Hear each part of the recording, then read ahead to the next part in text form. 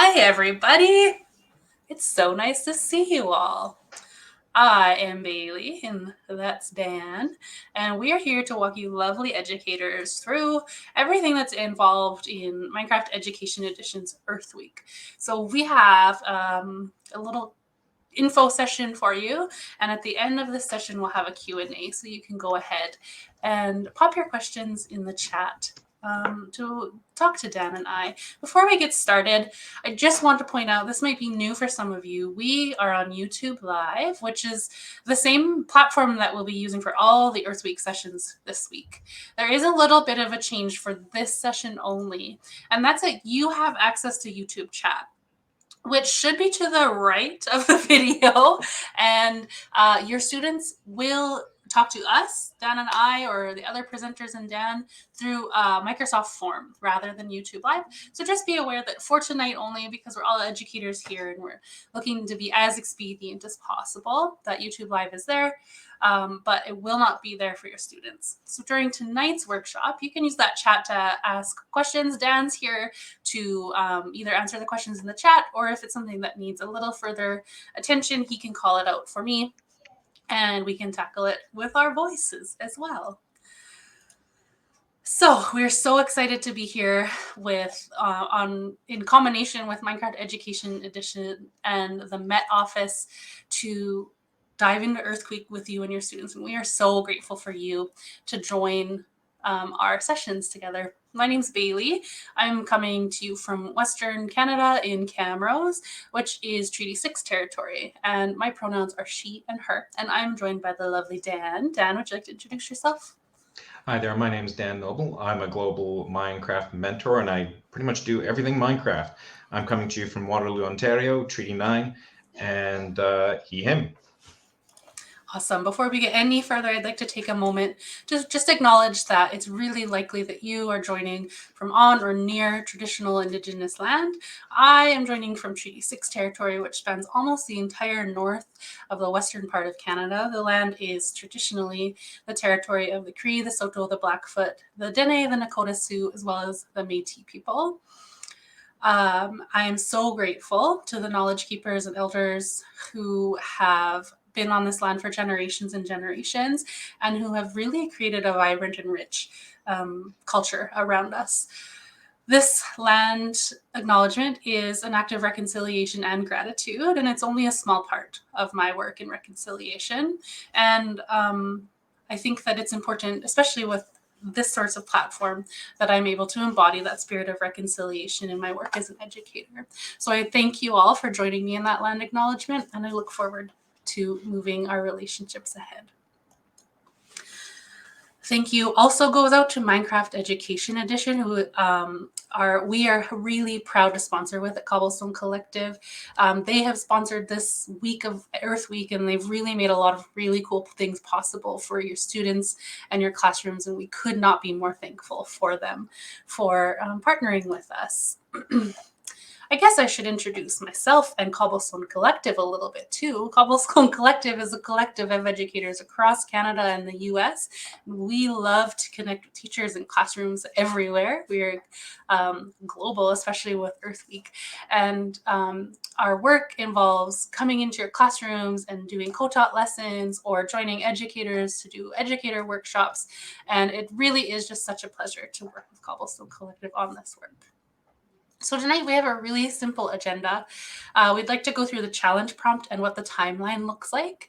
We're going to talk about how you register your class for that challenge. I know it's really likely all of you are registered for the workshops because you have this link, but we'll have to walk through how to register for that build challenge, how you'll submit the builds, as well as some time for Q&A toward the end of our time together. All of this information can be found at thecc.page/EWChallenge2022. That is case sensitive, so don't add capitals where they don't belong there. All the information absolutely is there for you, so I'm going to point you to this place several times over the course of this evening.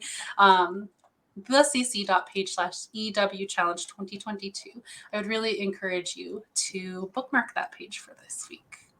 So the challenge prompt. We have these 3 lessons coming up this week. We're talking about agriculture and food sourcing. We're talking about transportation. We're talking about forests.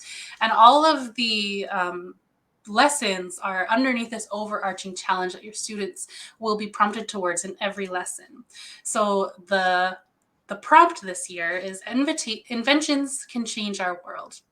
Create your own invention that will build a better future for our world's climate. So Dan and I have been talking a lot in the background about how important harnessing that creativity in Minecraft is toward education. We know our kids that play Minecraft and love Minecraft are engaged in some ultimate creativity. And if we can guide their thinking a little bit towards these important learning objectives, Dan and I both really think that this is like the powerful tool to really progress learning and make learning happen. So we've purposely chosen kind of an open-ended prompt, which allows for a lot of individual creativity. It also ties to each of our 3 lessons. So there isn't a different prompt for each lesson. It's one prompt between all 3 lessons. And hopefully it really engages your students in thinking about how they can have an impact in climate future. So there is a build challenge to this timeline. Sorry, there is a timeline to this build challenge. The challenge is open today.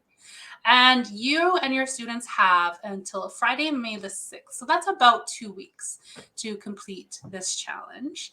I should also mention here that this is not mandatory to being involved in our lesson series. This is just an added bonus.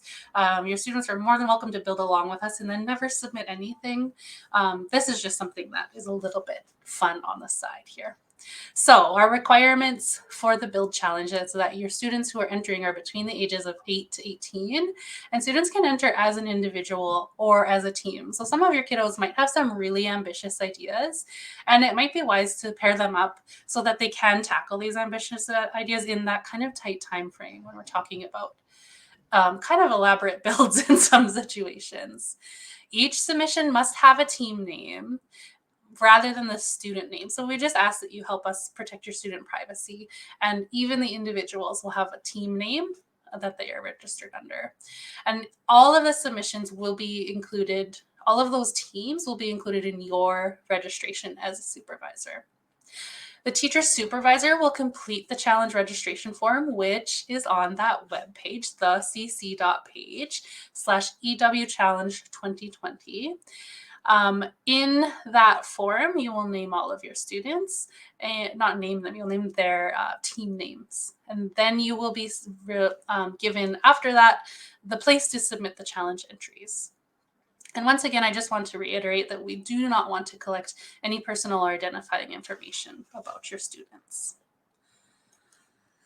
Okay, that's the nuts and bolts of the registration. Now the really exciting thing is the prizes. So the winning entry will earn a class set of prizes from Minecraft Education Edition for their class. So this, as I mentioned, is a global challenge, and there will be up to 20 winning classrooms, and a single classroom can only win once. So if you so happen to have, you might happen to have, 4 or 5 Minecraft gurus in your classroom. Even if those submissions each win, you will only get 1 prize per classroom. All prizes will be shipped to the teacher supervisor, and the teacher supervisor will distribute those prizes as they see fit. Dan, I'm going to pause here after the exciting prize news and ask you if there are any questions. We do have a couple of quick questions so far. So Lisa McKinnon asks, do you need to complete multiple forms? No, you do not need to complete multiple forms. You can put all of your entries on one form, and I'll go deeper into the registration next. Michelle Beliveau asks, I teach 3rd graders completely virtual. Is it okay if some students do not complete something as a team? Yeah, absolutely. You can have children working as an individual or as a team. It's totally your call. It's totally up to what works best for your students.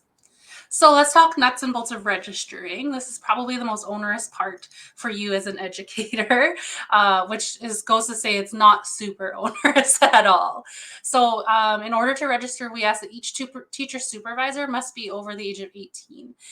Now, we do call this a teacher supervisor, but you don't necessarily have to be a teacher. You could be a club leader. You could lead an after-school program. You could have a homeschooling class. We just ask that the person entering the team names is an adult.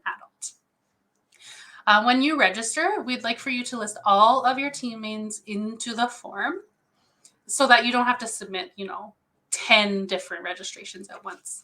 If you miss one or if you need to add one, you can go ahead and resubmit the challenge form.